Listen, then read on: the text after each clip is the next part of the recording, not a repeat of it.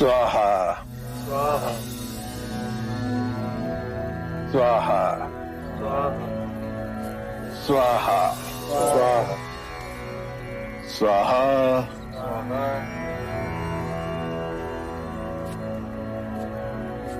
स्वाहा स्वाहा।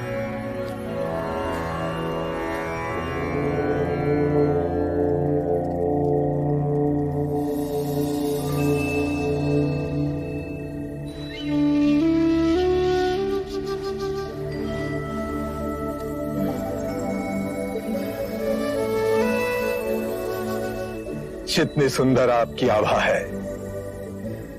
नाम भी उतना ही सुंदर होगा। मेरा नाम सिद्धार्थ गौतम है।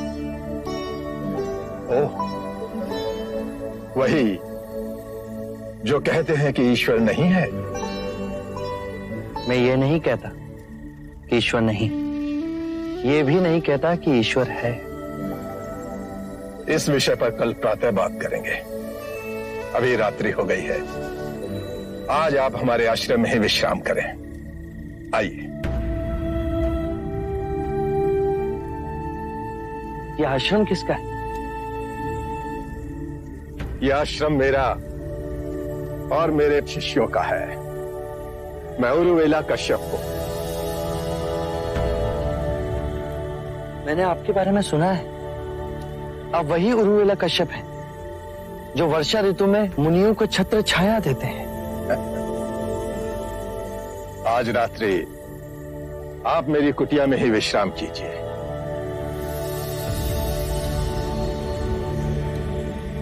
ये लीजिए। मैं पूर्ण ध्यान में बैठ उसके पश्चात ही विश्राम करता हूं। यदि आपकी आज्ञा हो तो मैं इस कुटिया में रात्रि बिता लूं।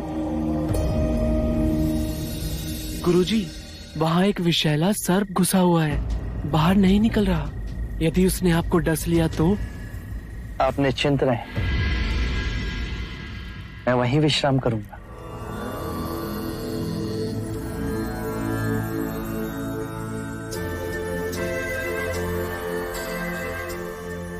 गुरुजी, रोक लीजिए उन्हें। अब वे नहीं रुकेंगे। उन्होंने दृढ़ निश्चय जो कर लिया है।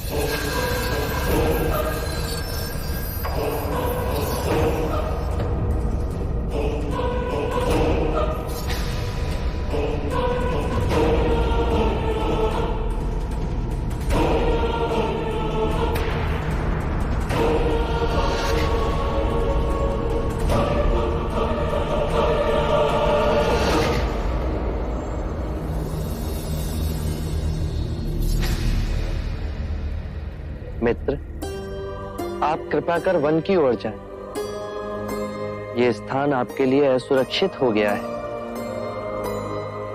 आप कुछ ना करें, तब भी लोग डरकर आप पर वार करेंगे। यहाँ आपके जीवन को संकट है।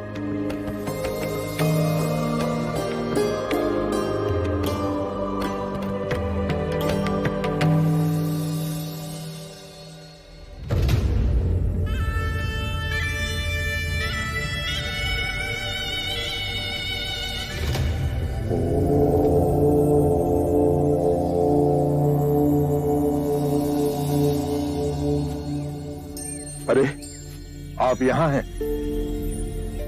आज जब हम अपने शिष्यों से वार्ता कर रहे थे तो आपको वहां नहीं पाया। मैं वहां उपस्थित नहीं रहना चाहता था। क्यों?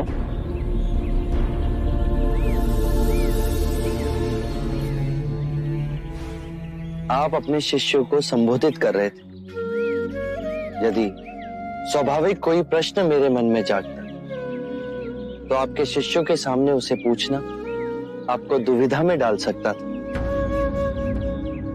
परंतु यहाँ तो एकांत है, अब हम वार्ता कर सकते हैं। कृपा करें, आप दुख के संबंध में कुछ कह रहे थे।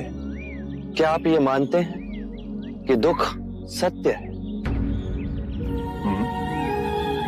क्या आप ये भी मानते हैं कि दुख के कारण भी है? हाँ। यदि कारण है तो दुख तो रहेगा, और यदि कारण ही समाप्त हो जाए तो दुख भी लुप्त हो जाएगा, जैसे सूर्य के प्रकाश से अंधेरा। आप सुनी सुनाई बातें नहीं कहते, अपने गहन अनुभव के आधार पर कहते हैं। आप धर्म और सिद्धांत की नहीं, देखी हुई बातें कहते हैं। आपने कहा कि मुक्ति का मार्ग है अपने विवेक को जगाना और गूढ़ ध्यान में लिप्त हो जाना, जिससे मनुष्य स्वयं को और इस संसार को भली भांति समझ सकता है। परंतु एक प्रश्न है, ये जो सारी विधियां हैं, रीतियां हैं, पूजा पाठ हैं, क्या ये सब व्यर्थ है?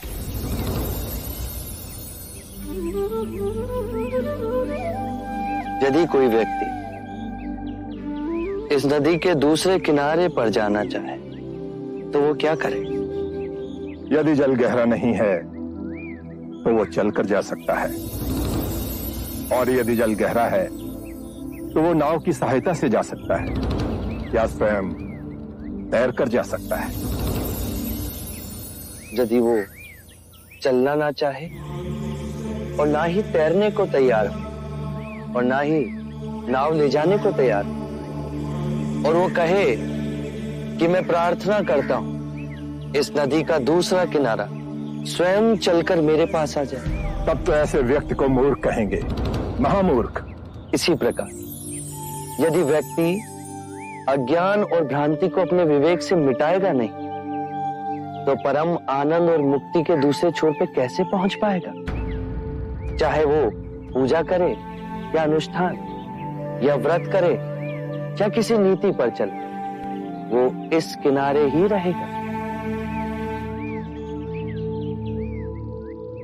हमने सारे शास्त्रों को पढ़ा, उन पर व्याख्या की, परंतु जीवन के इतने जटिल सत्य को इतनी सरलता से किसी ने नहीं समझाया, किसी ने नहीं समझाया। आप इस भटकती मानवता को परम ज्ञान का मार्ग दिखाएंगे। आप करुणा के सागर हो। हे बुद्ध, आप हमें अपना अनुयायी स्वीकार करें।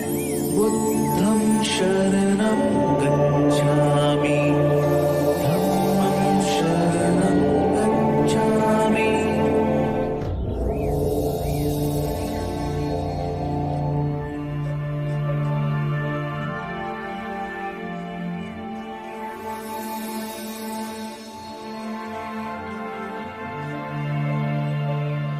हे पराक्रमी, हे युग पुरुष, आज बुद्ध की शरण में हम आते हैं, आज धर्म की शरण में हम आते हैं, आज संघ की शरण में हम आते हैं। समय की गहरी नदी में इन दीन दुखियों और भटकती आत्माओं के आप ही नाविक हो। घोर अनर्थ हो रहा है गुरुवर्य, घोर अनर्थ। कोई मोहिनी सिद्धि है उसके पास जो अपने को बुद्ध